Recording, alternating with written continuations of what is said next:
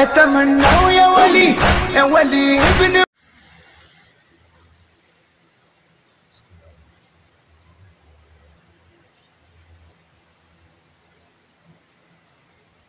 صلوات پڑھیں محمد وآلہ۔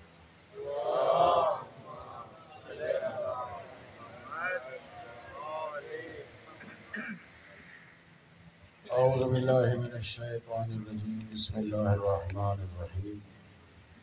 الحمد للہ رب العالمین بارئ الخلائق اجمعین، الصلاة والسلام علی اشرف الانبیاء والمرسلین وشفیع المذنبین وحبیب الہ العالمین ابی القاسم محمد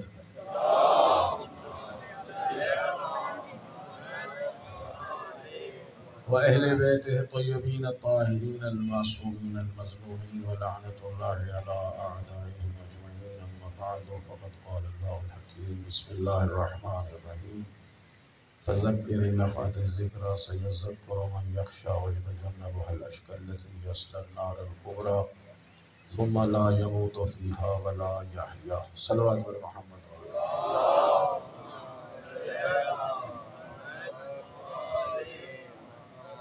اس سے اونچی صلوات تو میں اکیلا ہی پڑھ سکتا ہوں، ذرا بلند آواز سے صلوات پڑھیں۔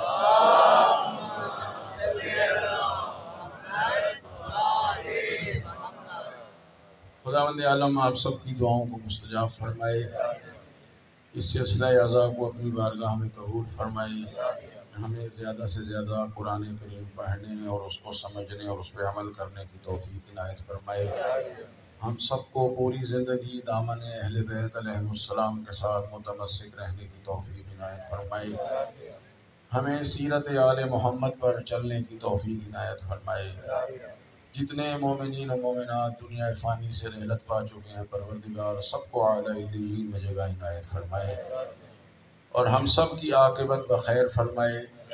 جتنے مومنین مومنات بیمار ہیں، بہت سے مومنین، ایک سید ہے ان کے لیے کہا گیا ہے، ایک مومنہ ہے، حاجی فیض صاحب کا بیٹا ہے، اسی طرح اور بہت سے مومنین ہیں، پروردگار سب کو صحت کاملہ عاجلہ عطا فرمائے۔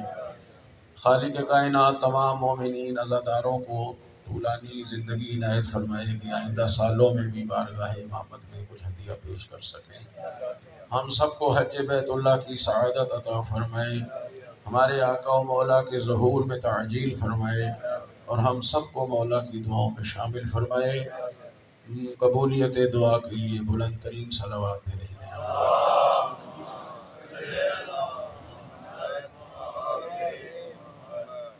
سورہ مبارکہ اعلیٰ کے ترجمے میں ہم یہاں پہنچے کہ خداوند عالم فرما رہا ہے فذکر ان نفعت الذکریٰ۔ حبیب ان کو تذکرہ دیتے رہیں، یاد دہانی کراتے رہیں، انہیں سمجھاتے رہیں، انہیں واعظ و نصیحت کرتے رہیں، اس لیے کہ یہ تذکرہ جو ہے یاد کرانے میں فائدہ ہے۔ سیذکر من یخشی، کہ یقیناً جو خدا سے ڈرتا ہے، خشیت الہی رکھتا ہے، یعنی اہل تقوی ہے، وہ اس سے نصیحت ضرور حاصل کرے گا۔ وَيَتَجَنَّبُهَا الْأَشْقَى، اور جو بدبخت ہے، شقی ترین ہے، جس کے دل پتھر کے ہو چکے ہیں، وہ اس ذکر سے اجتناب کرے گا۔ یصلی النار الکبریٰ، اور یہ بدبخت و شقی جہنم واصل ہو جائے گا کہ نہ اس میں وہ مر سکے گا، نہ اس میں وہ زندہ رہ سکے گا۔ صلوات بھیج دیں محمد۔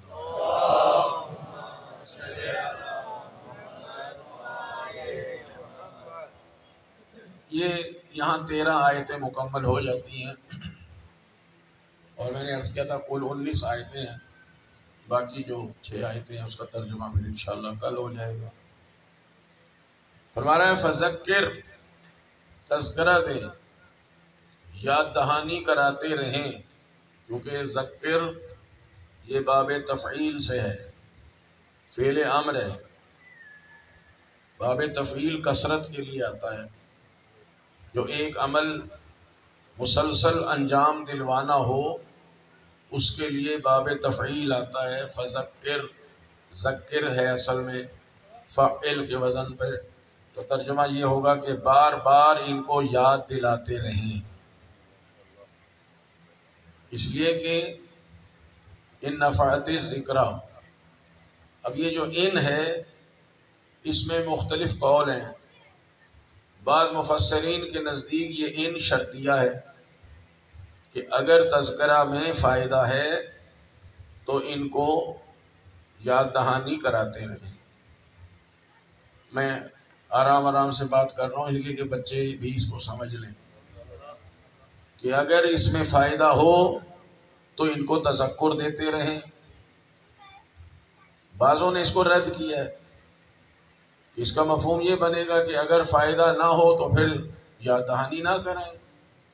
حالانکہ رسول اللہ کا کام یہ نہیں ہے کہ وہ یہ دیکھیں کہ آیا میری بات کا اثر ہوتا ہے یا نہیں. بہت توجہ. یہ عام امر بالمعروف و نہی عن المنکر کرنے والوں کے لیے تو ایک شرط ہے. جب امر بالمعروف و نہی عن المنکر کو تو جانتے ہیں نا سب، ہمارے فروع دین کا حصہ ہے کہ اچھی باتوں کا حکم دینا اور بری باتوں سے روکنا. یہ مبلغین کے لیے تو ایک شرط ہے کہ اگر امر بالمعروف و نہی عن المنکر کو سمجھے کہ یہاں ہمارے اس تبلیغ کا اثر ہوگا تو ان پہ باقی یہ 3 شرطیں اور بھی ہیں، پھر ان کو تبلیغ کرنا پڑے گی. لیکن اگر دیکھیں کہ نہیں عوام ایسی ہے کہ ہم تو کیا ہیں، رسول اللہ بھی آ کے کچھ فرمائیں، بلکہ اللہ مجھے معاف کرے اگر پروردگار بھی عرش سے نیچے آ کے، بعض لوگوں کے ذہن میں ہے نا کہ عرش پہ ہے، یعنی خدا بھی سامنے آ کے کہے تو نہیں ماننا. ایک مسئلہ ہے ہمارے اس میں، یعنی آج کل تو خیر بہت ہی مسئلہ یہ چڑھا ہوا ہے، ساری جانتے ہیں، اس میں کھل کے ہی کہہ دوں تشہد کا مسئلہ. اب لوگ ایسے متجری ہو جاتے ہیں کہ جی امام زمان بھی آ کے ہمیں روک دیں تو نہیں روکیں گے. تو ایسی عوام میں کیا بندہ تبلیغ کرے اور کیا تذکر دے. تو امر بالمعروف و نہی عن المنکر جب افراد کریں گے تو ان کے لیے تو یہ شرط ہے، توجہ فرمائیں، کہ اگر ان کو یہ سمجھیں، ان کا یہ گمان غالب ہو کہ میں اگر امر بالمعروف کروں گا تو اثر ہوگا، پھر واجب ہے. اور اگر یہ ہے کہ نہیں اثر ہی نہیں ہونا، میری بات کس نے ماننی ہے، جو خدا اور رسول کی بات نہ مانے میری بات کون مانے گا، تو پھر اس میں واجب نہیں ہوتا. لیکن رسول کریم کی حیثیت یہ نہیں ہے، سرکار دو عالم کا فریضہ ہے کہ جو کچھ خدا حکم دے رہا ہے اس کو من و عن بیان فرمائیں، جہاں خدا کہے وہاں تبلیغ کریں، احکام پہنچائیں، کوئی سنے یا نہ سنے، کسی پہ اثر ہو یا نہ ہو. چونکہ اللہ تعالیٰ نے فرمایا حبیب آپ کا کام ہے پہنچانا، آپ کا کام ان سے منوانا نہیں ہے. توجہ ہے نا میرے محترم صاحب؟ تشریف رکھیں بھائی، تشریف رکھیں. اسی لیے کہتے ہیں کہ جو پہلے آئے وہ پہلے آگے تشریف لے آئے. بزرگان آگے پیچھے بیٹھ جاتے ہیں، پھر ظاہر ہے کہ اگلی جگہ تو کسی نہ کسی نے پور کرنی ہے. بلند آواز سے صلوات بھیجا جائے.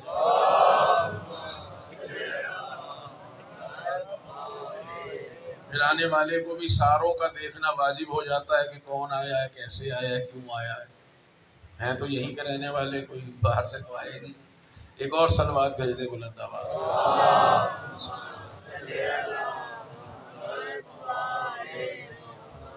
تو یہ ان شرطیہ بعضوں نے نہیں مانا. بعضوں نے کہا یہ ان جو ہے یہ تاکید کے لیے ہے، کیونکہ حرف ان تاکید کے لیے بھی آتا ہے، وہ قد کے معنی میں ہو جاتا ہے، یعنی تاکید کر رہا ہے پروردگار کے تذکر دیں، ان کو بار بار یہ بات سناتے رہیں، ان کو یاد دہانی کراتے رہیں کہ اس میں بڑا فائدہ ہے. بعض علماء نے مفسرین نے فرمایا یہ ان از کے معنی میں ہے، علت بن جائے گا کہ آپ تذکر دیں، یاد دہانی کراتے رہیں، چونکہ اس میں ان کے لیے فائدہ ہے. سَيَذَّكَّرُ مَن يَخْشَىٰ، جس کا دل خوف خدا رکھتا ہے، خشیت الہی ہے، وہ اس کو ضرور قبول کرے گا. یہ حکم خدا ہے.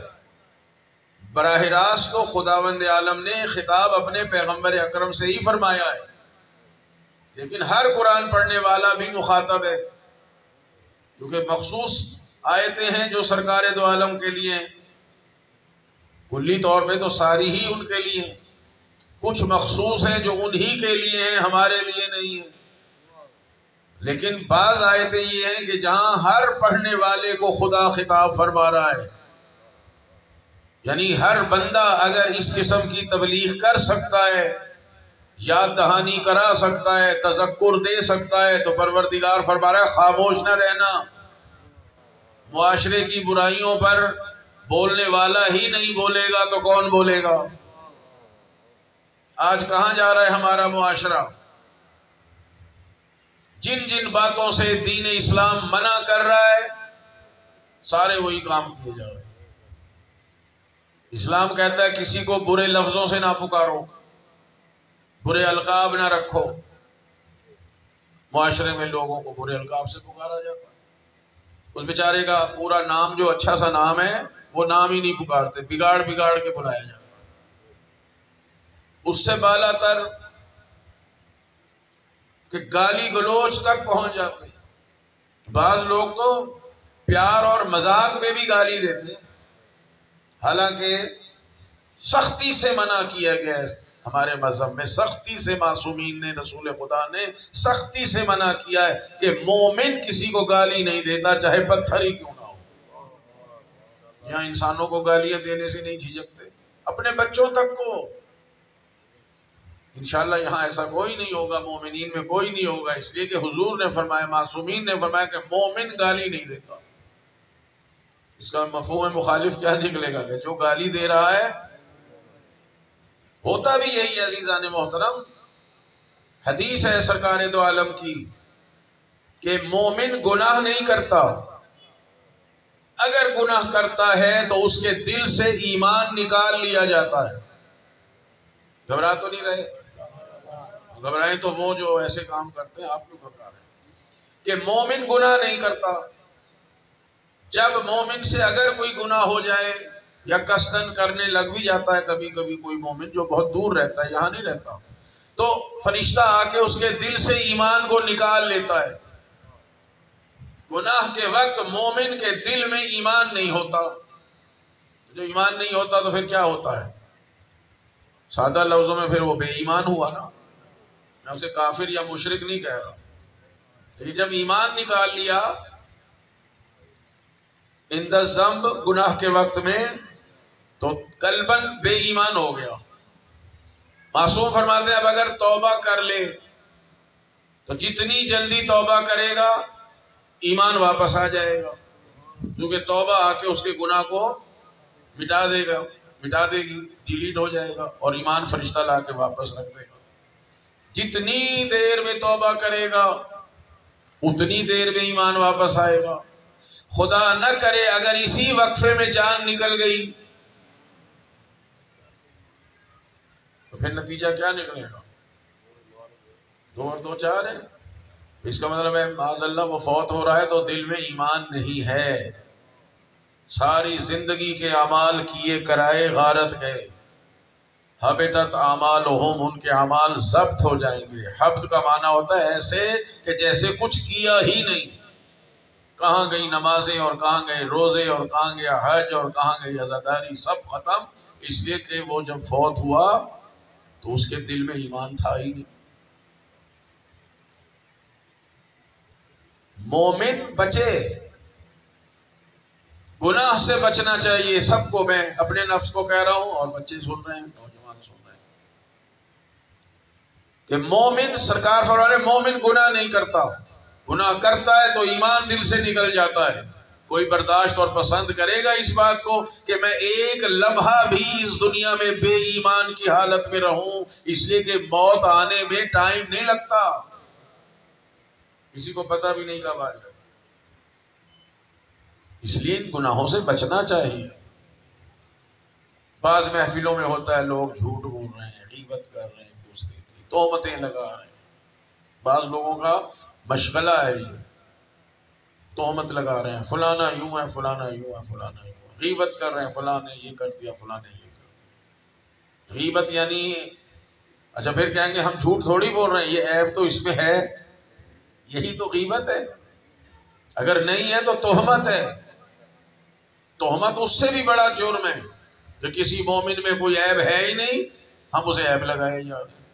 اور اگر عیب ہے، کچھ عیب ایسے ہیں جو وہ اعلانیہ کرتا ہے، سڑک پہ آ کے شراب پینا شروع کر دے، تو اگر اس کو شرابی کہہ دے تو غیبت نہیں ہے۔ لیکن ایک عیب ہے وہ چھپ کے کرتا ہے، مجھے پتہ چل گیا، تو اللہ کہتا ہے اس پر پردہ ڈال، اس پہ پردہ ڈال۔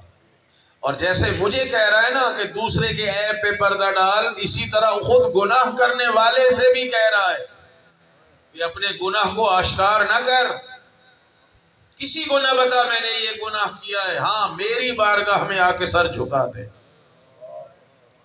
جناب موسیٰ علیہ السلام طور پہ جا رہے تھے، ایک شخص ملا، کہا یا موسیٰ آپ طور پہ جا رہے ہیں اللہ سے باتیں کرنے؟ فرمایا ہاں۔ کہا میں نے فلاں گناہ کیا۔ کوئی گناہ کیا اس نے کہ کہنا اللہ سے کہ میں نے یہ گناہ کر دیا ہے، اسے معاف کر دے۔ جناب موسیٰ علیہ السلام جب گئے تو ظاہر ہے کہ خدا تو سن لیتا ہے۔ جناب موسیٰ نے عرض کیا پروردگار تو نے اپنے بندے کی بات سن لی، اس نے مجھے درمیان میں ڈالا ہے کہ میں التجا کروں کہ اس کے گناہ کو بخش دے۔ خداوند عالم نے فرمایا کہ میں نے بخش دیا، میں نے بخش دیا۔ توجہ ہے آپ سب؟ مگر اس سے کہنا کہ مجھے تجھ سے ایک شکایت ہے۔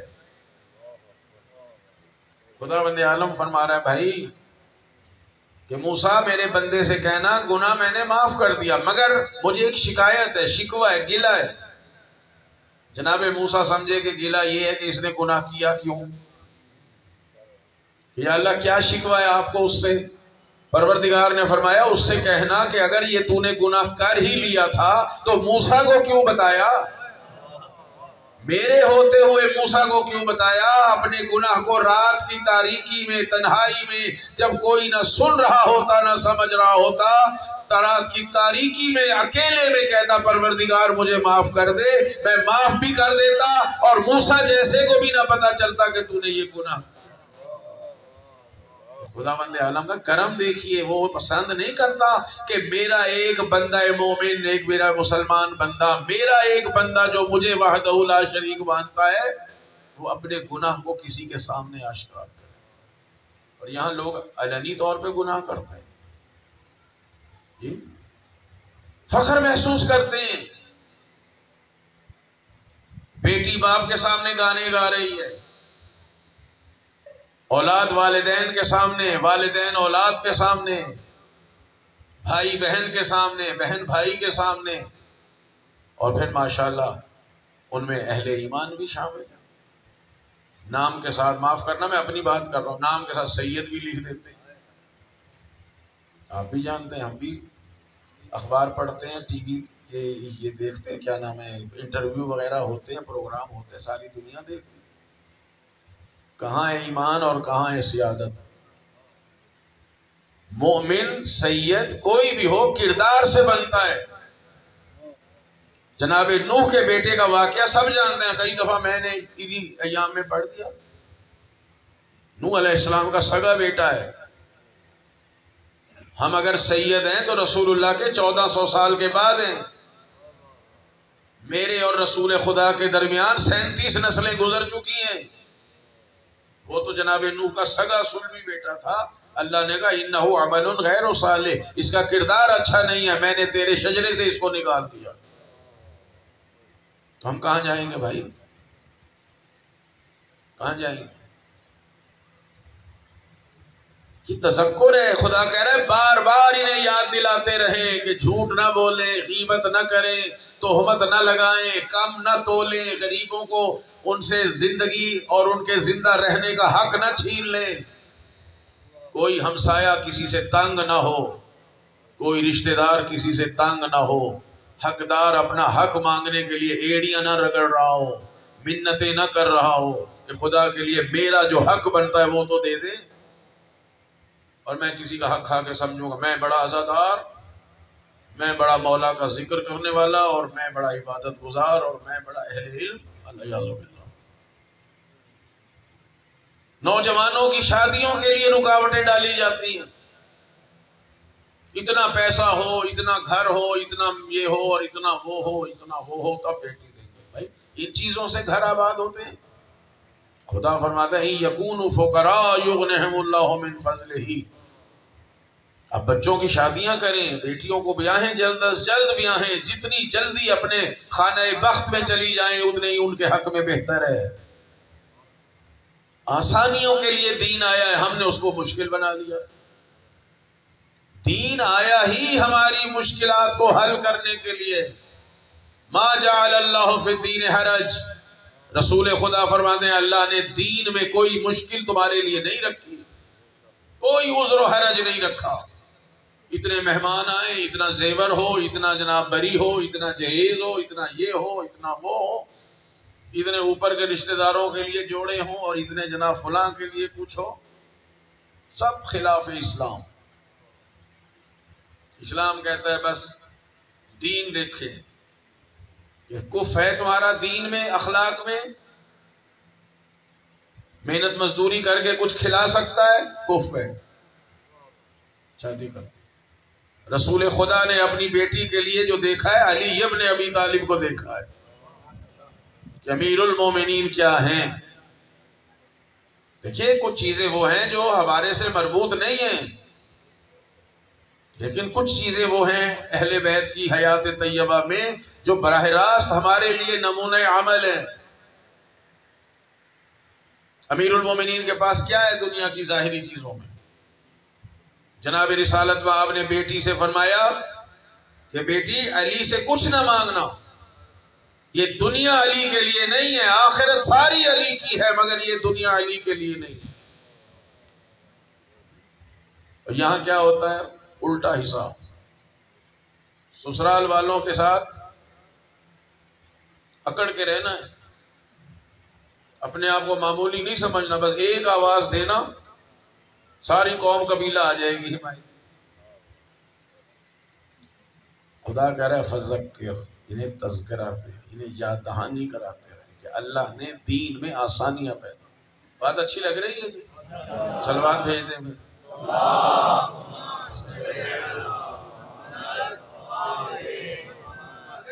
نعرہ تکبیر، بیداروں کا نعرہ رسالت، نعرہ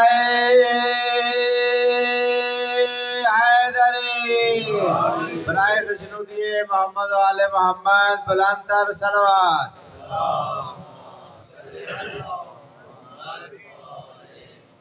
خدا فرما رہے ہیں کہ بچوں کو، بچیوں کو، ان کی زندگی کو، ان کے گھر کو آباد کرنے میں جلدی کریں۔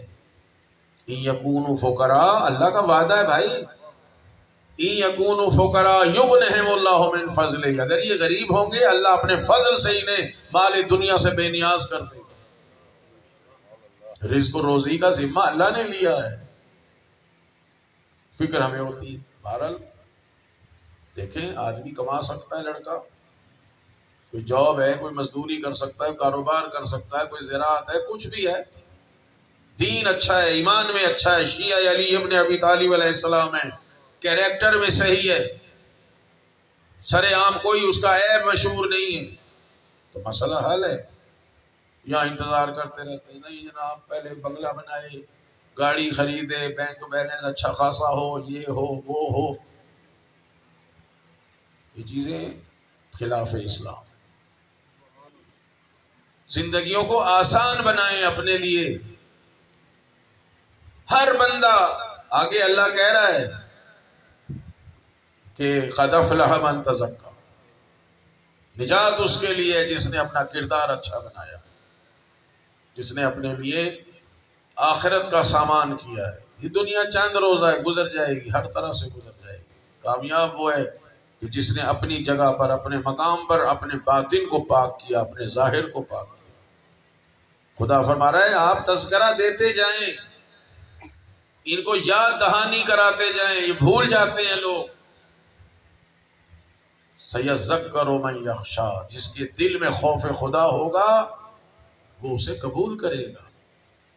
وَيَتَجَنَّبُهَا الْأَشْقَىٰ، جو شقی ہے، دیکھیے خشیت کے مقابلے میں شقاوت آئی ہے، جس کے دل میں خوف خدا ہے وہ قبول کرے گا اسے، وہ نصیحت پکڑے گا، وہ یاد رکھے گا، اس لیے کہ خوف خدا کا مطلب یہ ہے کہ اس کے دل میں تقوی ہے، اور یہ سارا سلسلہ ہدی للمتقین ہے۔ قرآن بھی متقین کی ہدایت کرتا ہے، علی علیہ السلام کو بھی امام المتقین بنایا ہے کہ متقین ہی علی ابن ابی طالب کی بات کو قبول کریں گے، اگر تقوی نہیں ہے تو جو مرضی کہتے ہیں۔ اور ظاہر ہے کہ اگر خدا نہ کرے شقاوت اسی طرح آئے گی نا کہ حرام کھایا ہے۔ سید الشہداء نے کربلا میں سب سے کہا ان یزیدیوں سے کہ مجھے پتا ہے تم سب مجھے جانتے ہو کہ میں فرزند پیغمبر ہوں، اس وقت روح زمین پر میرے علاوہ نبی کا کوئی بیٹا نہیں ہے، میرے فضائل بھی تم جانتے ہو، میرے کمالات بھی تم جانتے ہو، رسول اللہ سے میری قربت کو بھی جانتے ہو، میرے پورے خاندان اور شجرے کو جانتے ہو، اور میرے مقصد کو بھی جانتے ہو، مگر مجھے پتا ہے میری باتوں کا تم پہ اثر نہیں ہوگا، اس لیے کہ تمہارے پیٹ میں حرام پڑا ہوا ہے۔ یہ حرام ہے جو شقاوت لاتا ہے، اس لیے اللہ کہہ رہا ہے وَيَتَجَنَّبُهَا الْأَشْقَىٰ، جو بدبخت ہے، شقی ہے، جس کا دل پتھر کا ہو چکا ہے، وہ حضور حبیب آپ کی باتوں سے اجتناب کرے گا۔ الَّذِي يَصْلَى النَّارَ الْكُبْرىٰ، اور یہی ہے وہ شخص جسے قیامت کی بڑی آگ اپنی لپیٹ میں لے لے۔ نار الکبریٰ کہا ہے اللہ نے، ایک نار صغریٰ ہے جو دنیا کی آگ ہے۔ دنیا کی آگ چھوڑتی ہے کسی کو؟ خدا نہ کرے کہیں آگ لگ جائے۔ چھٹے امام فرماتے ہیں یہ دنیا میں جو آگ ہے یہ جہنم سے حاصل کی گئی ہے، اور اسے 70 مرتبہ پانی سے گزار کے دنیا میں پہنچایا گیا ہے، یعنی آگ 70 دفعہ دھل کے آئی ہے دنیا میں، تو یہ عالم ہے۔ تو جو نار کبریٰ جسے اللہ کہہ رہا ہے نار کبریٰ، جہنم کی بڑی آگ اور بھڑکتی ہوئی آگ، اس کا اندازہ کون کر سکتا کہ اس میں فیہا لا یحییٰ لا یموت ولا یحییٰ، نہ وہ اس میں مر رہا ہوگا نہ اس میں زندہ ہوگا۔ عجیب کیفیت ہے، مرتا بھی نہیں زندہ بھی نہیں رہتا۔ یہ کھال جہنم میں پگھل رہی ہوگی دوبارہ بن رہی ہوگی، پگھل رہی ہوگی دوبارہ بن رہی ہوگی۔ یہ نہیں ہے کہ ایک بندے کو جہنم میں ڈال دیا، جیسے لکڑی کو آپ نے آگ میں ڈال دیا وہ جل کے راکھ ہو گئی، بات ختم ہو گئی۔ جہنم میں ایسے نہیں، وقودھا الناس والحجارہ، اس کا ایندھن پتھر ہے، انسان ہے، اور انسان بھی یہ کہ ایک دفعہ پورا جسم جل گیا۔ جہنم، اب بات قیامت کا موضوع ہوتا تو پھر اس پر ڈیٹیل سے بات ہوتی کہ دنیا میں خواب میں بھی اگر یہ واقعات علماء نے نقل کیے ہیں کہ خواب میں بھی جہنم کی آگ کو کوئی دیکھ لے تو حقیقت میں اس کا بدن جل جاتا ہے۔ یہ ہے وہ نار کبریٰ جو خواب میں بھی آ جائے تو خدا نہ کرے آ جائے کسی کو تو جلا دیتی، اور وہاں یہ جسم جل رہا ہے، پگھل رہا ہے، دوبارہ گوشت اگ رہا ہے، دوبارہ گوشت اگ رہا ہے، پھر کھال بن رہی ہے، ہڈیاں بن رہی ہیں، یہ سرکل چلتا رہے گا۔ ہم فیہا خالدون، اگر کوئی بڑا خوش قسمتوں سے شفاعت نصیب ہو جائے تو وہ اس کے کرم کی بات ہے، پروردگار کے لطف و کرم کی بات ہے، اور وہ بھی ظاہر ہے کہ وہاں سے پھر دھل دھلا کے آئے گا۔ مگر حکم یہی ہے فذکر، تذکرہ دیتے رہو، یاد کراتے رہو، بار بار یاد کراؤ، اور حضور مسائل کو بار بار یاد کراتے رہے۔ ہمیں بھی اللہ کہہ رہا ہے، آپ کو بھی کہہ رہا ہے، جو قرآن پڑھ رہا ہے اپنے بچوں کو یاد دلاتے رہو۔ نماز واجب ہے، 5 وقت واجب ہے، ماہ رمضان کے روزے واجب ہیں، اللہ استطاعت دے تو زندگی میں ایک بار حج واجب ہے، شرائط کے ساتھ مال زیادہ ہو گیا، جو بھی وہ مسائل ہیں زکوٰۃ کے، اس میں زکوٰۃ واجب ہو جاتی ہے، جہاں بندے کو بچت ہو رہی ہے خمس واجب ہو رہا ہے، اگر امر بالمعروف و نہی عن المنکر کر سکتا ہے، وہ شرائط ہیں تو وہ بھی واجب ہیں، تولا بھی واجب ہے کہ محمد و آل محمد علیہ السلام سے محبت بھی کرے اور ان کے راستے پر بھی چلے، اور تبرہ بھی واجب ہے کہ دشمنان اہل بیت سے بیزاری کا اظہار بھی کرے کہ ہمارا ان سے کوئی تعلق نہیں ہے، اور اپنے آپ کو بھی ان کی سیرت اور بد کرداری سے بچائے۔ اس کے علاوہ اخلاقیات میں آ جائیں، جتنے اخلاقی مسائل ہیں خود بھی انسان بار بار اپنے ذہن میں دہراتا رہے، مجھے جھوٹ نہیں بولنا، مجھے غیبت نہیں کرنی، مجھے کسی کے تہمت نہیں لگانی، مجھے کسی کا حق نہیں کھانا ہے، میں نے کسی کی حق تلفی نہیں کرنی، میں نے والدین کی عزت کرنی ہے، بڑوں کی عزت کرنی ہے، چھوٹوں پہ شفقت کرنی ہے۔ جتنے اخلاقی مسائل ہیں بار بار اپنے ذہن میں دہراتا رہے قرآن پڑھنے والا، اور خصوصاً ساتھ میں مجلس امام حسین بھی سننے والا، اور جتنے بد اخلاقی کے مسائل ہیں اس کو بھی دہراتے رہیں کہ میں نے ان سے بچنا ہے، ان سے بچنا ہے۔ اور جو اس کے زیر نگر ہے، خدا کہتا ہے قُوْ أَنفُسَكُمْ وَأَهْلِيكُمْ نَارًا، خود بھی بچو جہنم کی آگ سے، اور جو تمہارے گھر والے ہیں ان کو بھی بچاؤ۔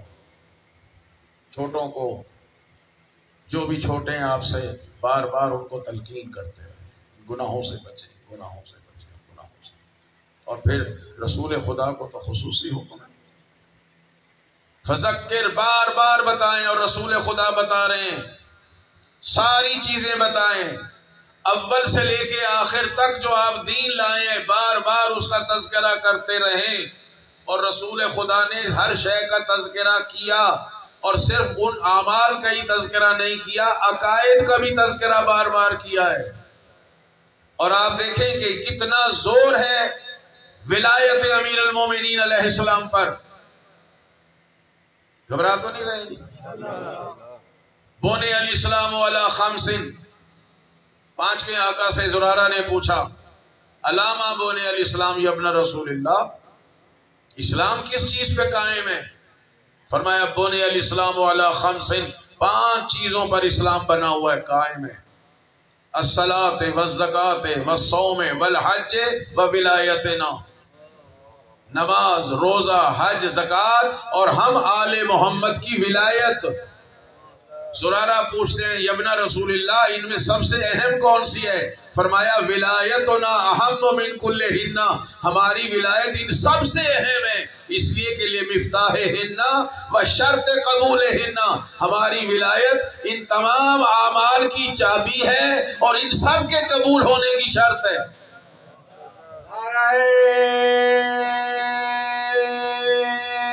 حیدری حیدری حیدری، نعرہ حیدری۔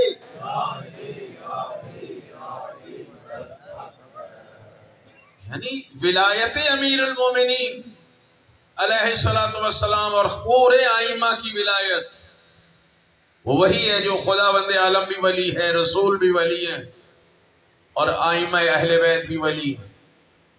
ان کی ولایت سب سے اہم مطلب کیا ہے کہ اگر ولایت امیر المومنین اور ائمہ طاہرین ہے، دل میں ایمان ہے ان کی ولایت اور امامت پر، تو نماز قبول ہے۔ اگر ولایت امیر المومنین اور ائمہ اطہار ہے تو رکھے ہوئے روزے قبول ہیں۔ اگر یہ ولایت ہے تو حج قبول ہے، زکوٰۃ قبول ہے، خمس قبول ہے، ہر نیک عمل قبول ہے۔ لیکن اگر ولایت امیر المومنین ہی نہیں ہے، زرارہ پوچھتے ہیں مولا سب سے زیادہ کس چیز پہ تاکید ہے؟ تو فرمایا جو سب سے اہم ہے اسی پہ تاکید ہے، ہماری ولایت پر زیادہ تاکید ہے، اس لیے کہ یہ ہے اعمال کو قبول کرانے کی شرط۔ توجہ فرما رہے ہیں؟ خدا نہ کرے اگر کسی کے دل میں امیر المومنین کی محبت، ان کی ولایت، ان کی امامت بال برابر بھی کمی آ گئی تو چاہے وہ ابو ذر زمان بن جائے، جتنی نمازیں پڑھے، جتنے روزے رکھے، سرکار رسالت مآب نے فرمایا یا علی اگر کوئی نوح کی عمر رکھتا ہو، جناب نوح کی کم از کم 2500 سال تک کی روایتیں ہیں، نوح جتنی عمر رکھتا ہو ساری ساری رات کھڑا ہو کے نمازیں پڑھتا ہو، ہر روز روزہ رکھتا ہو، کوہ احد کے برابر پہاڑ سونے کا راہ خدا میں صدقہ کر دے، مابین صفا و مروہ اگر وہ مظلومیت کے ساتھ ٹکڑے ٹکڑے کر کے مار دیا جائے، اور اگر تیری محبت اس کے دل میں نہیں ہے تو خدا ہر عمل منہ پہ مار دے گا، وہ جنت میں جانا تو دور کی بات ہے، جنت کی خوشبو بھی نہیں سونگھ سکتا۔ چمن چمن کلے کلے، نگر نگر گلی گلی، نعرہ حیدری۔ اس لیے کہ اعمال کی قبولیت کی شرط نہیں ہے اس کے پاس، اور ولایت کا معنی یہ ہے کہ ان کو اپنا حاکم مانے، ولایت کا معنی یہ ہے کہ وہ میرے سرپرست ہیں، وہ میرے آقا ہیں، وہ میرے مولا ہیں، وہ میرے حاکم ہیں، وہ میرے امام ہیں، پیشوا ہیں۔ نماز جماعت میں آپ پیش امام کے پیچھے کھڑے ہوتے ہیں 2 رکعت کے لیے، 3 رکعت کے لیے، 4 رکعت کے لیے، مجھے ذرا آگے نکل کے دکھائیں۔ امام جماعت سے پہلے چلے جائیں رکوع میں یا سجدے میں، بعض مقامات پہ تو نماز ہی باطل ہو جاتی ہے۔ ابھی امام جماعت نے اللہ اکبر نہیں کہا، تکبیرۃ الاحرام میں نے پہلے ہی کہہ دیا، ختم۔ جماعت سے الگ کہیں نماز ہی باطل ہو جاتی ہے، اور وہ امام جو امام کائنات ہے، اگر ان کی اتباع نہیں ہے، ان کو اپنا حاکم نہیں مانا، ان کو اپنا ولی نہیں مانا، انہیں اپنا سرپرست نہیں مانا۔ ولایت کا معنی صرف محبت نہیں ہے، محبت بھی ایک معنی ہے، لیکن جس معنی میں ہم نے ائمہ اطہار کو اپنا مولا مانا ہے، ولی مانا ہے، اور جس معنی میں رسول اللہ منوا رہے ہیں وہ حاکم والا معنی ہے کہ یہ تمہارے حاکم ہیں۔ اور دیکھیں کتنا تذکرہ کیا رسول خدا نے، کتنی یاد دہانی کرائی ہے امت کو، کہ امام باقر فرما رہے ہیں جتنا ولایت پر زور دیا گیا ہے اتنا زور کسی پر نہیں دیا۔ بھئی نماز کا حکم آ گیا، حضور نے کہا آ جاؤ، آؤ نماز، صلاۃ، مجھے وہ کیا ہوتی ہے کہ صلو کما رأیتمونی اصلی، مجھے دیکھو جیسے میں پڑھ رہا ہوں یہی نماز، صلاۃ۔ نماز کو فارسی کا لفظ ہے نا، صلاۃ۔ حضور نے ایک دفعہ بتا دیا کہ بھئی یہ نماز ہے، اب ہو گئی، بس پڑھ رہے ہیں نماز۔ روزہ رکھو، وہ کیا ہوتا ہے جی بس صبح سے شام تک بھوکے رہو، رہ رہے ہیں بھوک، روزہ رکھا ہو، یہ کرو یہ کرو یہ کرو، سب چیزیں حکم آتا گیا بتاتے گئے، حکم آتا گیا بتاتے گئے۔ لیکن ولایت امیر المومنین علیہ السلام، خدا کہہ رہا ہے فذکر، انہیں یاد دلاتے رہو، بھول جاتے ہیں۔ رسول اللہ نے تبلیغ دین کا کام نہیں شروع کیا اس وقت تک جب تک امیر المومنین کی ولایت اور امامت کا اعلان نہیں کیا۔ دعوت ذوالعشیرہ میں سرکار نے یہ نہیں کہا تھا کہ تم میں سے کلمہ کون پڑھے گا، نماز کون پڑھے گا، روزہ کون رکھے گا، بلکہ پہلی دعوت میں آپ نے یہ فرمایا تھا مَن یُعَاذِرُنِی فِی ھَذَا الْأَمْرِ لِیَکُونَ أَخِی وَوَصِیِّی وَوَزِیرِی وَخَلِیفَتِی، یہ دین پہنچانے میں میری مدد کون کرے گا، جو مدد کرے گا وہ میرا بھائی ہوگا، میرا وصی ہوگا، میرا وزیر ہوگا، میرا خلیفہ ہوگا۔ یہ چاروں معنی ولایت میں شامل ہو جاتے ہیں کہ جو بھی مدد کرے گا، اعلان کرے گا کہ میں مدد کروں گا، وہ میرا بھائی ہے، میرا وصی ہے، میرا وزیر ہے، میرا خلیفہ ہے۔ دنیا بتائے ذوالعشیرہ میں سب سے پہلے کس نے کھڑے ہو کے اعلان نصرت کیا؟ مولا امیر المومنین کھڑے ہوئے، اور حضور نے بھی کیا فرمایا؟ ایھا الناس ھذا علی اخی ووصی ووزیری وخلیفتی واسمعوا له واطیعوا امرہ، لوگو یہ علی میرا بھائی ہے، میرا وصی ہے، میرا وزیر ہے، میرا خلیفہ ہے، اس کی ہر بات کو سنو اور اس کے ہر حکم کی اطاعت کرو۔ یعنی پہلے دن اگرچہ ابھی کسی نے کلمہ نہیں پڑھا تھا، نہ کسی نے مسلمان ہونے کا اعلان کیا تھا، مگر رسالت میں آپ نے سب سے پہلے مولا امیر المومنین علیہ السلام کے اولی الامر ہونے کا، واجب الاطاعہ ہونے کا، اپنے وصی ہونے کا، اپنے بھائی ہونے کا، اپنے وزیر ہونے کا، اور امت میں اپنے خلیفہ ہونے کا، یعنی سارے مفاہیم کو اگر سمیٹ دے کہ سب سے پہلے علی کے ولی اللہ ہونے کا اعلان کر دیا ہے۔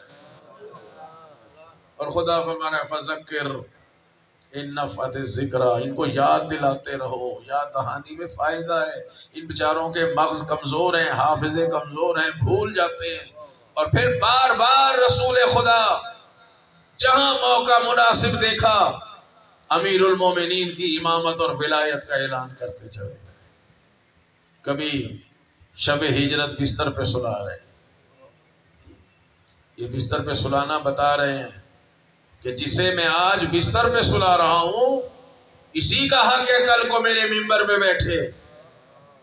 توجہ چاہ رہا ہوں کہ جب میرے بستر پہ اللہ کو علی کے علاوہ کوئی اور اچھا ہی نہیں لگتا تو کل کو میرے ممبر پہ بھی علی کے علاوہ کوئی اچھا نہیں لگے گا۔ کبھی فرما رہے انا مدینۃ العلم وعلی بابھا، میں شہر علم ہوں، علی اس کا دروازہ۔ کبھی فرما رہے ہیں یا علی انت منی بمنزلۃ الرأس بالجسد، علی آپ کو مجھ سے وہی نسبت ہے جو سر کو بدن سے ہوتی ہے۔ کبھی فرما رہے ہیں یا علی انت منی بمنزلۃ ہارون من موسیٰ، علی آپ کو مجھ سے وہی نسبت ہے جو ہارون کو موسیٰ سے ہوتی ہے۔ کسی کو غار میں بتایا،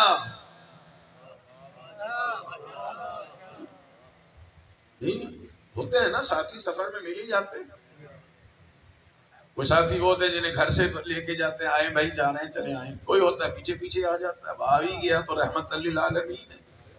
غار میں کسی کو بتا رہے ہیں، خود کہہ رہے ہیں کہ جب غار سے ہم نکلے تو سرکار نے فرمایا یاد رکھنا کفی و کف علی فی العدل سوا، یاد رکھنا میرا اور میں علی کا ہاتھ عدل الہی میں برابر ہے۔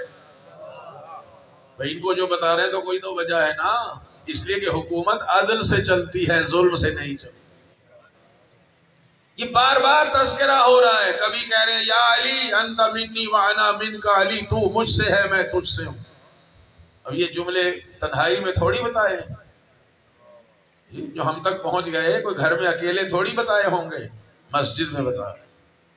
کبھی فرما رہے ہیں یا علی جو تیرے سینے میں علم ہے وہ وہی ہے جو میرے پاس علم ہے۔ امیر المومنین علیہ السلام فرماتے ہیں کہ ہر رات رسول خدا میرے ساتھ علم کی گفتگو کرتے تھے، کبھی رسول خدا میرے گھر آ جاتے تھے، کبھی مجھے اپنے گھر بلا لیں گے۔ گھر سے بڑے بڑے گھر مراد نہ لینا، ایک ہی اس میں کمرے بنے ہوتے چھوٹے چھوٹے۔ فرماتے ہیں کہ جب میں رسول خدا کے پاس جاتا تھا تو جو بھی اس حجرہ رسالت میں ہوتا تھا رسول خدا اسے باہر بھیج دیتے تھے۔ توجہ چاہ رہا ہوں، اگر آپ کو نیند نہیں آ رہی تو توجہ فرمائیں۔ جب میں رسول خدا کے پاس جاتا تھا تو رسول خدا جو بھی ہوتا تھا حجرے میں، جس کی بھی باری ہوتی تھی اسے باہر۔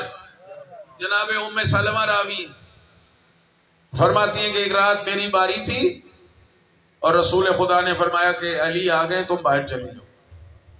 میں کمرے سے باہر آ گئی، امیر المومنین اور رسول خدا نے گفتگو، اپنی علمی گفتگو شروع کی۔ رات کا ایک حصہ گزرا، میں نے کہا یا رسول اللہ آ جاؤں؟ فرمایا نہیں باہر ہی رہو۔ رات کا ایک اور حصہ گزرا، یا رسول اللہ آ جاؤں؟ فرمایا نہیں باہر ہی رہو۔ تیسرا حصہ گزرا، یا رسول اللہ آ جاؤں؟ فرمایا باہر ہی رہو۔ کچھ دیر کے بعد پھر گئی، یا رسول اللہ اب تو صبح ہونے والی ہے؟ فرمایا ہاں اب آ جاؤ۔ اور میں نے دیکھا کہ رسول خدا اور علی بالکل آپس میں قریب قریب بیٹھے ہوئے ہیں، اور مجھے دیکھ کے فرمایا ام سلمہ درمیان میں جبرائیل ہے، ادھر میں ہوں ادھر علی ہے، جبرائیل خدا کا پیغام لا رہا ہے اور میں علی ابن ابی طالب کو بتا رہا ہوں۔ یہ جو بھی ہوتا تھا انہیں باہر بھیج دیتے تھے، اور جب رسول خدا میرے حجرے میں آتے تھے تو وہاں سے کسی کو باہر نہیں بھیجتے تھے۔ میں بھی ہوتا تھا، فاطمہ بھی ہوتی تھی، حسن بھی ہوتے تھے، حسین بھی ہوتے تھے، یعنی جتنا علم رسالت میں آپ کے پاس تھا ان چاروں ہستیوں کو رسالت میں آپ نے عطا کر دیا۔ زباں کے ساتھ دل بولا، ہر ایک میزان میں تولا، نعرہ حیدری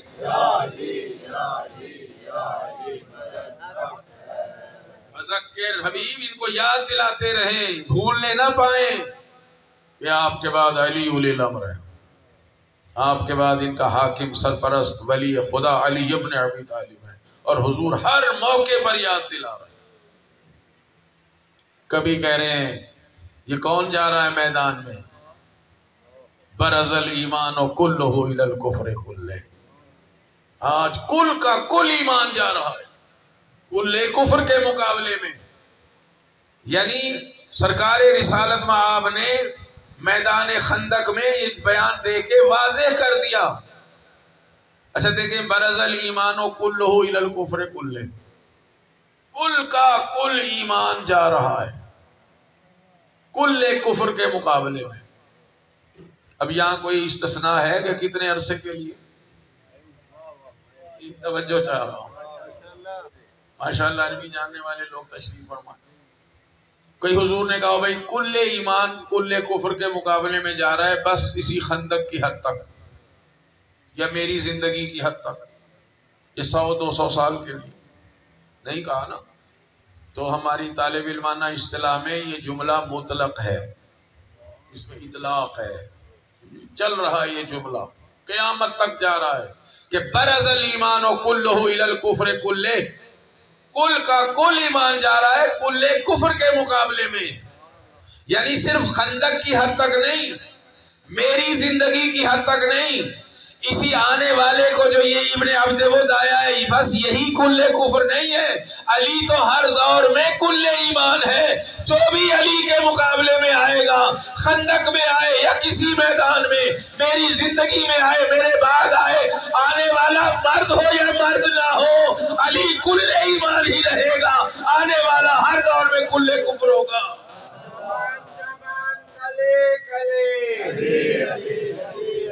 آخر تک دونوں ہاتھ بلند کر کے چمن چمن کلی کلی، نگر نگر گلی گلی، نعرہ حیدری۔ کبھی کہہ رہے ہیں علی کل اسلام ہے، جو اس کے مقابلے میں آئے وہ کل شرک ہے۔ کبھی مسجد میں کھلنے والے دروازے بند کرا کے اور علی کا دروازہ کھلا رکھ کے سمجھایا جا رہا ہے کہ میرے بعد تمہارا حاکم اور ولی کون ہے۔ کبھی سورہ برات کسی سے لے کے علی کو دے کے کہ علی جائیں، خدا نے کہا ہے کہ یا آپ خود جائیں یا وہ مرد جائے جو آپ سے ہے۔ کیا بتا رہے ہیں؟ کبھی فرما رہے ہیں علی قرآن کے ساتھ ہے، قرآن علی کے ساتھ ہے۔ کبھی فرما رہے ہیں علی حق کے ساتھ ہے، حق علی کے ساتھ ہے، اور حق تو ادھر مڑتا ہے جدھر علی مڑ جاتے ہیں۔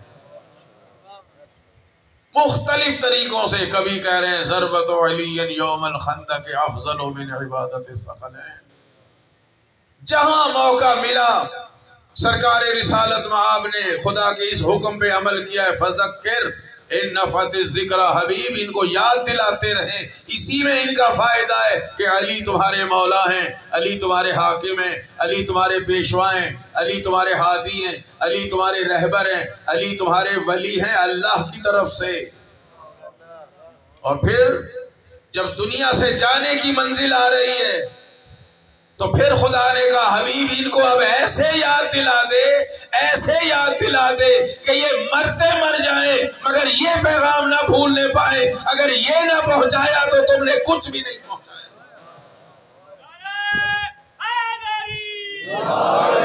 دیکھیے کتنے ملتے جلتے لفظ ہیں۔ دعوت ذوالشیرہ میں جناب ابو طالب نے کیا کہا تھا؟ قم یا سیدی و مولائی۔ کل کی مجلس تو یاد ہی ہوگی نا، ہاں ذکر ہے، یہ حکم ہے، بھولنے نہ پائے، آپ بھی نہ بھولنے پائیں۔ قم یا سیدی و مولائی بلغ امر ربک، وہاں بلغ آیا ہے، پہنچائیں، تاکید کے ساتھ پہنچائیں، پہنچاتے رہے خدا کا پیغام، میں حمایت کرنے والا ہوں۔ کل کی مجلس میں اور یہاں خدا کیا کہہ رہا ہے؟ فذکر، انہیں یاد دلاتے رہو۔ بلغ اور ذکر ایک ہی وزن کے صیغہ امر ہے، اور پھر جب حج سے واپس آ رہے ہیں پھر خدا نے کہا یا ایھا الرسول بلغ ما انزل الیک من ربک، اے حبیب پہنچا دیجئے، تبلیغ کر دیں اس حکم کی جو خدا کی طرف سے تم پہ نازل ہو چکا ہے۔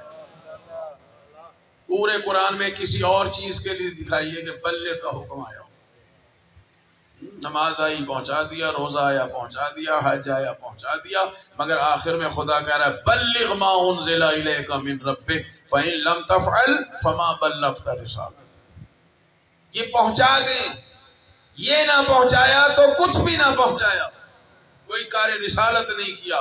اور پھر وہ جو خدا نے سورہ اعلیٰ میں کہا ہم آپ کے لیے آسانیاں پیدا کریں گے، آسانیاں پیدا کرتا چلا گیا خدا، اور آخر میں کہہ رہا ہے واللہ یعصمک من الناس، حبیب اتنی آسانیاں کہ ہم تمہیں لوگوں کے شر سے بچائیں۔ کہیں اور نہیں کہا خدا نے، شب ہجرت نہیں کہا، احد میں نہیں کہا، بدر میں نہیں کہا، کسی میدان جنگ میں نہیں کہا، جہاں جان جانے کے خطرے تھے کہیں بھی خدا نے نہیں کہا کہ واللہ یعصمک من الناس، اللہ تمہیں لوگوں کے شر سے بچائے گا، مگر جب یہ پیغام پہنچانا ہے کہ پہنچا دیں، اگر یہ نہ پہنچایا تو کچھ بھی نہ پہنچایا تو فوراً کہا واللہ یعصمک من الناس، حالانکہ ارد گرد سارے مسلمان، نمازی، حاجی، غازی، سارے اپنے، سارے شمع رسالت کے پروانے، سب جان دینے کو تیار، صرف اشارے کے منتظر ہیں، اور اللہ کہہ رہا ہے واللہ یعصمک من الناس۔ اب یہ تو اللہ ہی بتائے نا کون سے لوگوں سے بچانے والا ہے، صلوات بھیج دے محمد والے۔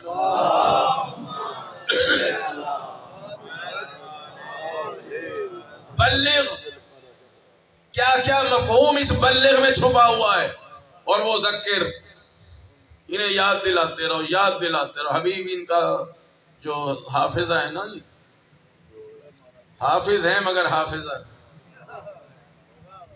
مسجد میں بات سنتے ہیں اذا خرجوا من عندک، جیسے ہی آپ سے اٹھ کے نکلتے ہیں قالوا للذین اوتوا العلم ماذا قال آنفا، اس سے جا کے کہتے ہیں جسے ہم نے علم دیا ہے کہ ابھی رسول اللہ کیا کہہ رہے تھے، جو اندر سے باہر آتے آتے بھول جائیں۔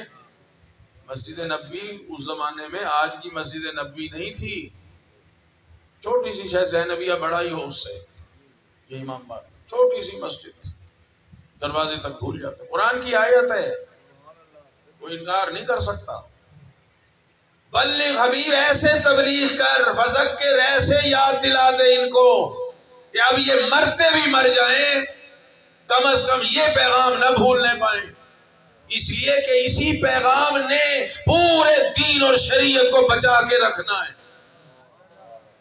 تو پھر کیسا اہتمام کیا رسول خدا نے، نہ اس سے پہلے کبھی ایسا اہتمام، نہ اس کے بعد کبھی ایسا اہتمام۔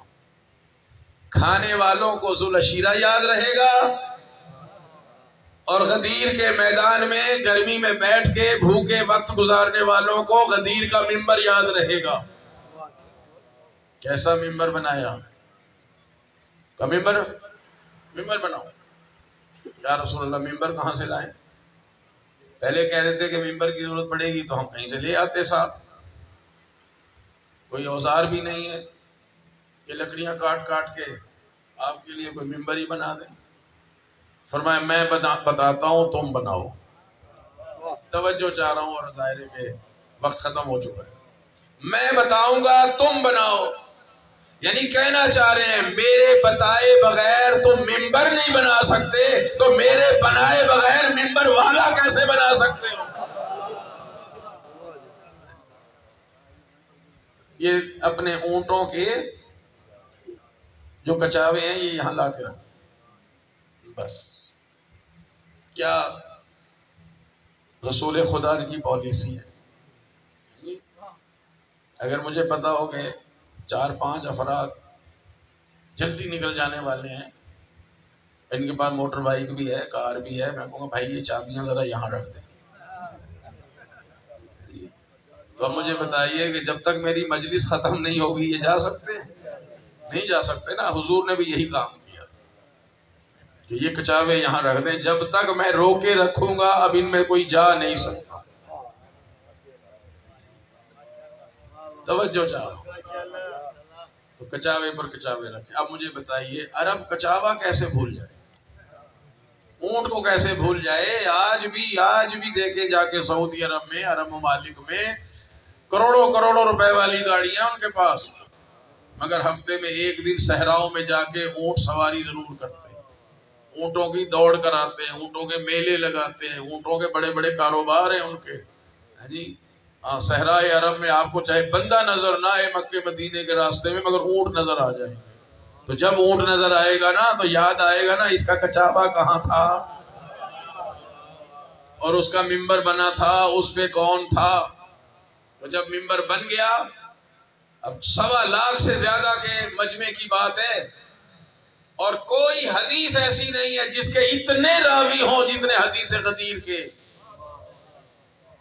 علامہ امینی نے 11 جلدوں میں صرف الغدیر لکھی ہے, 11 جلدوں میں صرف ایک ہی جملے کی تشریح میں, من کن تو مولا کے. 11 جلدوں میں 23 سال میں کتاب لکھی ہے. اس کے لیے انہوں نے 2 یا 2.5 سال لکھنؤ میں گزارے, یہاں بھی آ کے لائبریریوں سے استفادہ کیا. 11 جلدوں میں الغدیر. ممبر بن گیا, سرکار ممبر پہ گئے, 1.25 لاکھ سے زیادہ لوگ. اب یہ میں آپ کے لیے مائی کے بغیر آپ تک آواز نہیں پہنچا سکتا. یہ میرے نبی کا معجزہ ہے کہ 1.25 لاکھ سے زیادہ افراد تک سب کے پاس آواز جا رہی ہے.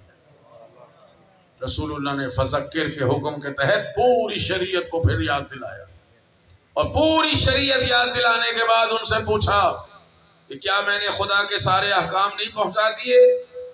سب نے کہا بلا پہنچا دیے. پھر فرمایا کہ ایک حکم اور آیا ہے, اور اتنی شدت سے آیا ہے کہ اگر میں نے وہ نہ پہنچایا تو گویا یہ جتنی تبلیغ دین کی ہے کچھ بھی نہیں کی. سب کھڑے منتظر, یا رسول اللہ اب ایسا کیا حکم آ گیا؟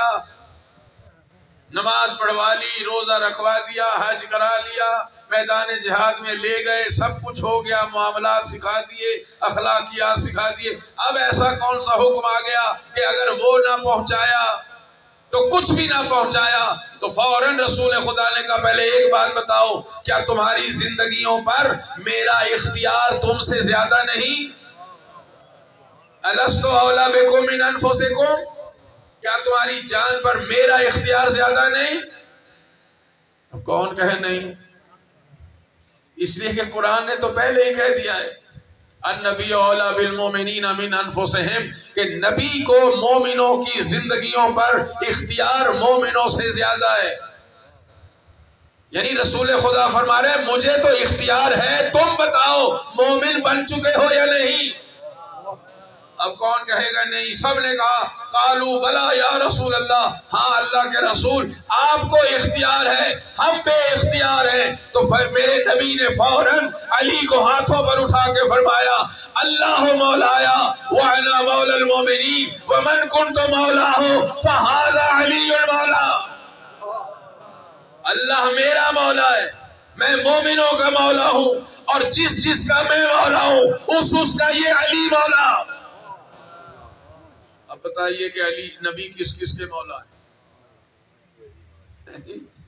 اب یہ آپ خود سوچتے رہیے کہ نبی کس کے مولا. خدا کی قسم اگر آدم نبی کو مولا نہ مانے, توجہ چاہ رہا ہوں, تو آدم کو نبوت نہیں ملتی. اگر جناب نوح محمد مصطفیٰ کو مولا نہ مانے تو نوح کو رسالت نہیں ملتی. اگر جناب ابراہیم مولا نہ مانے تو جناب ابراہیم کو رسالت کے بعد امامت نہیں ملتی. اگر جناب موسیٰ محمد کو مولا نہ مانے تو موسیٰ کو کلیم اللہ ہونے کا شرف نہیں ملتا. اگر عیسیٰ مولا نہ مانے تو آسمان پہ جانے کا راستہ نہیں ملتا. یہ محمد 1.25 لاکھ نبیوں کے مولا ہے, اور فرما رہے جس کا میں مولا ہوں اس کا یہ علی مولا ہے. چمن کلے کلے, نگر گلی گلی, نعرہ حیدری.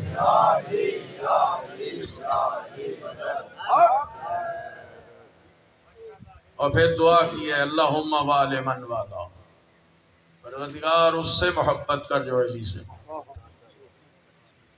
وعاد من عادات، اس سے دشمنی کر جو علی سے دشمنی کرے، وخذل من خذلا، اسے چھوڑ دے جو علی کو چھوڑ دے، وانصر من نصرا، تو اس کی مدد کر جو علی کی مدد کرے۔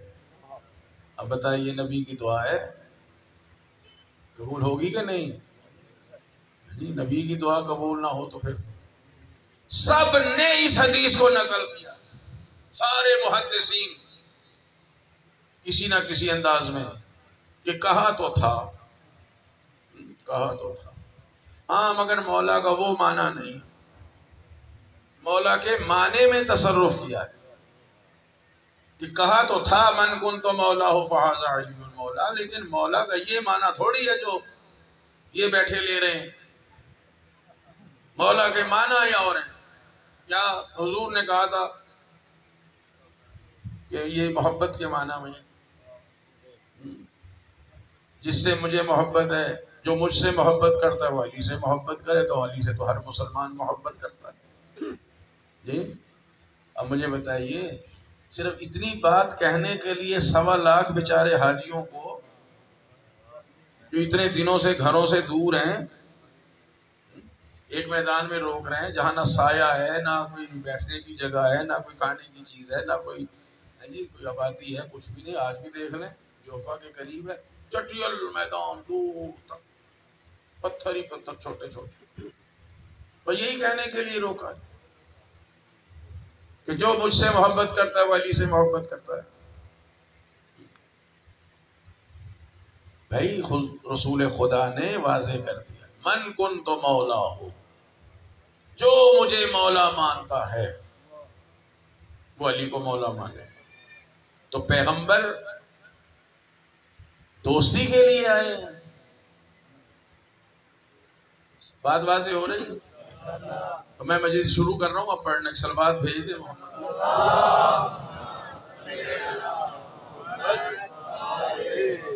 مولا کے معنی میں تبدیلی کر رہے ہیں نا، کہ حضور نے کہا جی مولا کا معنی یہ جو مجھ سے محبت کرتا ہے علی سے محبت، کسی نے کہا مولا کا معنی یہ ہے کہ جو مجھ سے دوستی رکھتا ہے، جو میرا دوست ہے وہ علی کا دوست ہے۔ یہی بتانے کے لیے روکا۔ کہ دوسری بات یہ ہے کہ کیا رسول خدا یہاں دوست بننے کے لیے آئے؟ کیوں جی؟ یا صرف محبت کے لیے آئے؟ رسول اللہ کی اطاعت واجب ہے، دوست کی دوست پر اطاعت واجب نہیں ہوتی، دو محبت کرنے والوں پر ایک دوسرے کی اطاعت واجب نہیں ہوتی، اطاعت واجب ہوتی ہے اس کی جسے اللہ نے حاکم بنایا ہو۔ اور اتنی بات تو الحمدللہ اس زمانے میں مولانا طارق جمیل کو بھی سمجھ میں آ گئی ہے کہ یہاں مولا کا معنی دوست نہیں ہے، حاکم ہے، یعنی رسول خدا علی کو ہمارا حاکم بنا کے گئے ہیں کہ جو مجھے اپنا حاکم مانتا ہے اب میرے بعد بلا فضل علی کو حاکم مانے گا۔ یہ حاکم کے معنی میں ہے، اور علی کو حاکم ماننا پڑے گا۔ علی کے بعد امام حسن حاکم ہے، امام حسن کے بعد حسین حاکم ہے، اور آج کے زمانے میں حضرت بقیت اللہ العظم امام زمان ہمارے حاکم۔ بس میرے محترم سامعین، میں نے بہت ٹائم لے لیا۔ ان کو مولا ماننے کا مطلب یہ ہے کہ ان کے احکام کی اطاعت کرنی۔ جس کا دل خوف خدا رکھتا ہے وہ انہیں اپنا مولا مانتا ہے، وہ ان کو اپنا حاکم مانتا ہے، وہ اپنا امام مانتا ہے، وہ ان کو ولی اللہ الاعظم مانتا ہے، وہ ان کو پیشوا مانتا ہے۔ وَيَتَجَنَّبُهَا الْأَشْقَى، جس کے دل میں شقاوت ہے، بدبختی ہے، دشمنی بھری ہوئی ہے، جو پتھر دل ہے، وہ ان سے اجتناب کرتا ہے۔ دیکھ لیں آج دنیا، دیکھ لیں پوری دنیا، جس کے دل سخت ہوں گے کبھی اس کے چہرے پر امیر المومنین کا نام سن کے مسکراہٹ نہیں آئے گی، مگر جس کے دل میں خوف خدا ہے، جو اللہ اور رسول سے محبت کرتا ہے، اس کا دل، اس کا چہرہ، اس کا جو ظاہری اس کے خد و خال ہیں، وہ امیر المومنین کا نام سنتے ہی اس کو خوشحالی پیدا ہو۔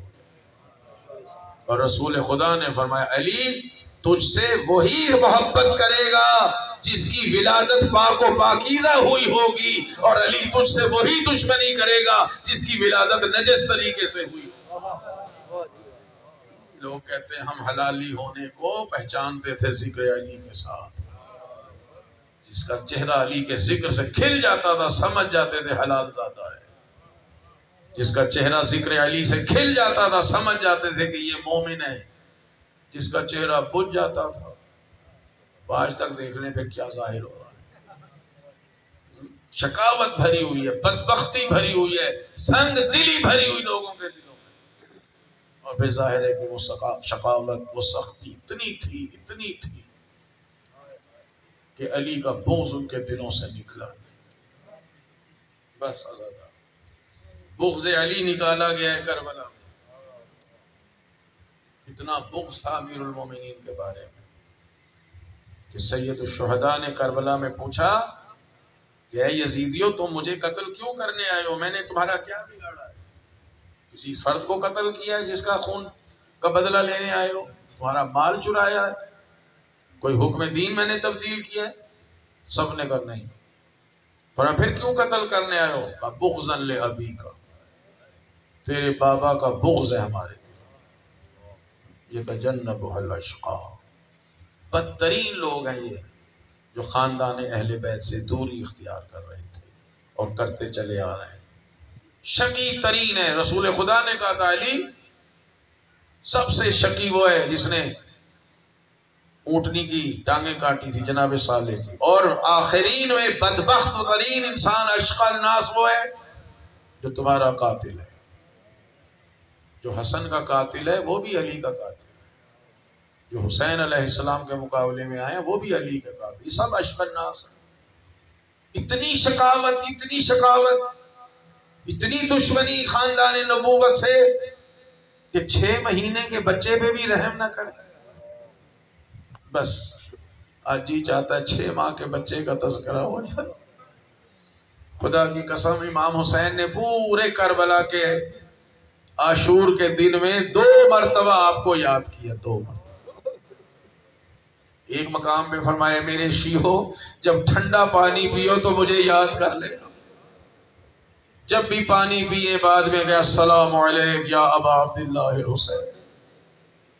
جب بھی ٹھنڈا پانی پیو، مہما شربتم ما عذب فاذکرونی، جب بھی ٹھنڈا پانی پیو اے میرے شیعو میری پیاس کو یاد کر لیا۔ اور ایک فرماتے ہیں لیتکم فی یوم عاشوراء جمیعا تنظرون کیف استسقی لطفلی فابوا ان یرحمونی۔ اے میرے شیعو کاش تم روز عاشور کربلا میں ہوتے اور دیکھتے کہ میں 6 ماہ کے بچے کے لیے کیسے پانی مانگ رہا تھا۔ خدا کی قسم جسے ہمیشہ لوگوں کو دینے کی عادت ہو، اگر اسے خود کسی سے سوال کرنا پڑ جائے تو وہ انتہائی مصیبت کا وقت ہوتا ہے اس کے لیے۔ امام نے استغاثہ بلند کیا، حل من ناصر ینصرنا، حل من مغیث یغیثنا، کوئی ہے جو ہماری نصرت کو آئے، کوئی ہے جو میرے استغاثے پہ لبیک کہے، کہیں سے کوئی آواز نہ آئی۔ پھر امام نے فرمایا حل من ذاب یذب عن حرم رسول اللہ، کوئی ہے جو ہمارے اہل بیت کی بیویوں کے پردوں کی حفاظت کی ذمہ داری لے۔ کہیں سے کوئی آواز نہ آئی مگر خیمے سے بیویوں کے رونے کی آواز بلند ہوئی۔ مولا تشریف لائے بہن میں نے منع کیا تھا جب تک میں زندہ ہوں کوئی بلند آواز سے نہ روئے، اس گریے کی وجہ کیا ہے؟ بیویاں فرماتی ہیں مولا ہم کیوں نہ روئیں، یہ اصغر جو پیاس کی وجہ سے صبح سے بے جان پڑا ہوا تھا، آپ کا استغاثہ سن کے اس نے اپنے آپ کو زمین پر گرا دیا ہے۔ اجرکم علی اللہ، خدا آپ کے بچوں کی حفاظت فرمائے۔ امام نے فرمایا دو میرا بیٹا مجھے دو، شاید میں اسے پانی پلا سکوں۔ لے کے چلے اور جا کے کہا قوم اشقیا، بیعت کا مطالبہ مجھ سے تھا نا، یہ تو 6 ماہ کا بچہ ہے، میرے خیموں میں پانی نہیں ہے، اس کی ماں کا دودھ خشک ہو چکا ہے۔ انہوں نے کہا اچھا، بچے کے بہانے آپ خود پانی پینا چاہتے ہیں۔ امام نے فرمایا میں اس کو زمین کربلا پہ لٹا دیتا ہوں، تم خود آ کے اسے پانی پلا دو۔ کوئی نہ آیا، امام نے اٹھایا، اصغر انہیں تیری پیاس کا یقین نہیں آیا، تم ولی اللہ کے بیٹے ہو۔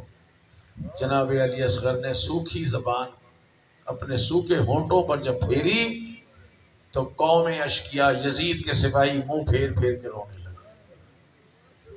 جب شہداء کے سر یزید کے سامنے پہنچے، شمر لے کے گیا ہے، تو یزید نے شمر سے پوچھا تو بتا کربلا کی جنگ کا حال کیا تھا؟ شمر نے کہا یزید، وہ تو امیر کہہ رہا تھا، کربلا کی جنگ شروع ہوئی، حسین کے ساتھی مارے جا رہے تھے، حسین کے انصار شہید ہو رہے تھے، یعنی قتل ہو رہے تھے، مارے جا رہے تھے، ہمیں فتح نصیب ہو رہی تھی، حتیٰ کہ ہم نے حسن کا بیٹا قاسم بھی شہید کر دیا، ہم نے حسین کا بیٹا اکبر بھی قتل کر دیا، ہم نے حسین کا جوان بھائی عباس بھی قتل کر دیا۔ ہم فتح کے بالکل قریب پہنچ رہے تھے کہ اچانک حسین ابن علی اپنے 6 ماہ کے بچے کو لے آئے، اور جب 6 ماہ کے بچے کو لائے تو ہماری جیتی ہوئی جنگ شکست میں تبدیل ہو گئی۔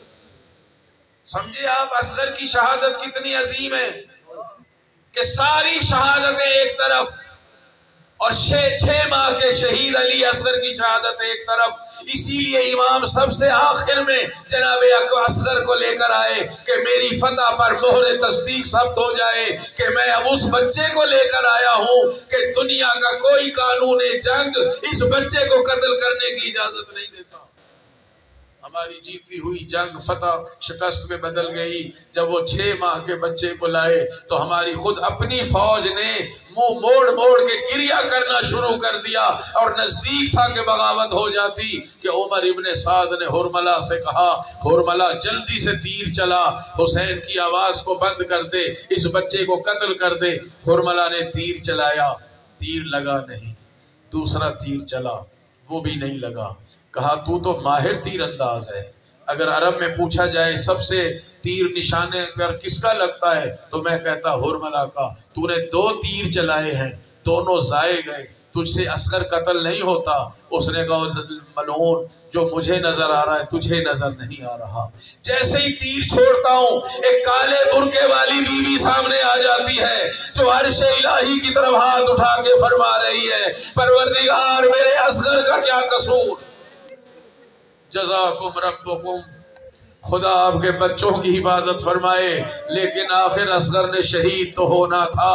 عزاداروں کیسا یہ تیسرا تیر چلا ہے کہ مقتل کے لوگ لکھتے ہیں کہ جناب اصغر کا اس کان سے لے کر دوسرے کان تک یہ گلا کٹ کے رہ گیا ہے، اور وہ خون اصغر امام کے چہرہ اقدس پہ پڑا۔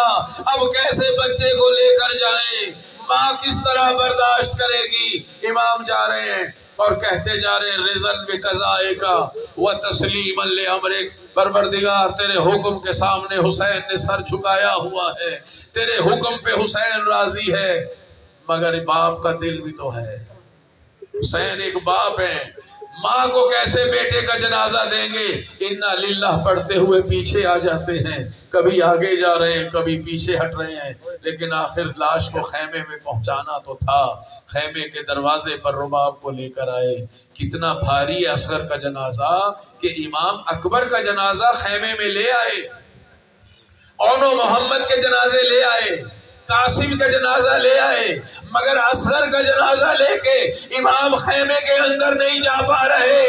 بی بی رباب کو بلایا دروازے خیمہ پر، اور بی بی نے سر جھکایا ہوا ہے، اور امام پوچھ رہے رباب میں کون ہوں؟ شہزادی فرما رہے ہیں آپ ہمارے مولا ہیں، آپ ہمارے مولا ہیں، آپ اللہ کے ولی ہیں، امام ہیں۔ فرمایا میرے چہرے کی طرف دیکھ۔ اب جو رباب نے نظر اٹھا کے چہرے کو دیکھا، جب مولا گئے تھے تو چہرے پہ خون نہیں تھا، اب جو آئے ہیں تو خون آلود ہیں۔ سمجھ گئی کہ زہرا کے لال یہ تو ایک اصغر تھا، خدا اور بچے دیتا میں وہ بھی آپ پر قربان کر دیتی۔ بس عزادارو، ماں نے اصغر کا جنازہ لیا، مقتل نے تو لکھا تھا کہ ایک کان سے دوسرے کان تک ذبح ہو کے رہ گئے تھے اصغر۔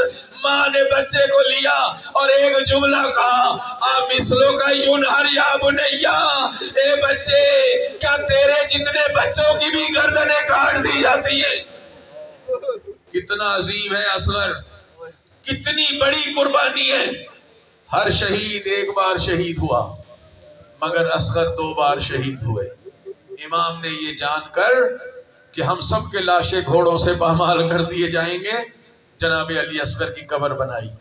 شام کو جب شہداء کے سر پیش ہوئے، ابن سعد نے کہا حسین ایک شیرخوار بچہ بھی لے کے آئے تھے، اس کا سر بھی مجھے چاہیے۔ کہا اس کو تو حسین نے قبر بنا دی تھی۔ کہا تلاش کی جائے۔